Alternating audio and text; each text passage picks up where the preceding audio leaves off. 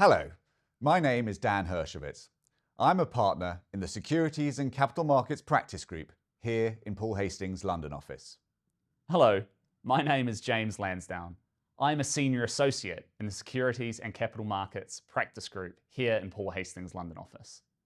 Welcome to this 4-part video series where we will provide a series of insights for UK commercial companies considering listing on the main market of the London Stock Exchange.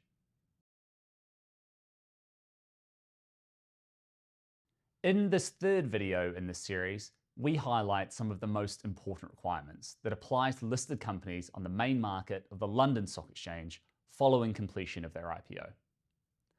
Under the FCA's disclosure guidance and transparency rules, companies must publish their audited annual report within 4 months of financial year end and their interim financial report within 3 months of the financial half year end.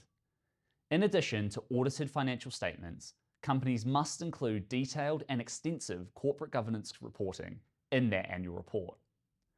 The disclosure guidance and transparency rules also require companies to notify the market of changes to share capital and to report changes in major shareholdings above a 3% threshold. The UK Market Abuse Regulation, or UK MAR, applies to all companies with securities admitted to the main market. UK MAR requires companies to identify and manage inside information and to announce it to the market as soon as possible unless strict criteria for delaying disclosure are met. If disclosure is delayed, the company must document the rationale for the delay, maintain insider lists, and notify the FCA once the information is released. UK MAR also requires dealings by directors and senior managers to be reported and announced. Thanks, James. The UK listing rules impose further obligations. Companies must announce transactions, such as M&A, that exceed particular size thresholds based on financial metrics set out in the rules and known as class tests. The listing rules prescribe the type of information that needs to be included in such announcements. A shareholder vote is required only for a reverse takeover transaction, which is a transaction where any of the class tests result in a percentage of 100% or more. Related party transactions, such as those involving directors or large shareholders, trigger enhanced governance requirements, including independent board approval and additional market disclosures where they are of a certain size. The listing rules also require a variety of governance-related reporting, including climate-related and diversity disclosures, to be included in a company's annual report.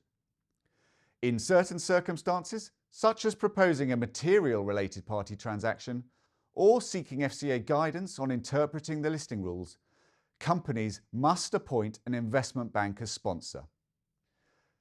Companies must also comply with the UK Corporate Governance Code on a comply or explain basis. The code covers board composition, board committee structures, remuneration, governance, and broader expectations around transparency and accountability.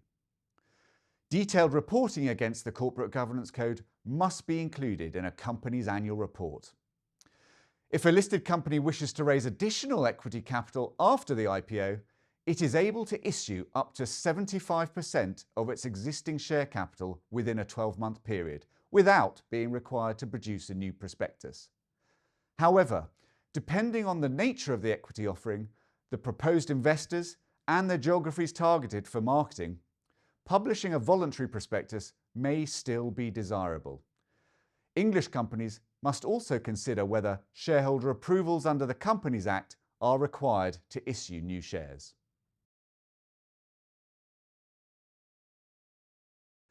We hope you have found this video useful.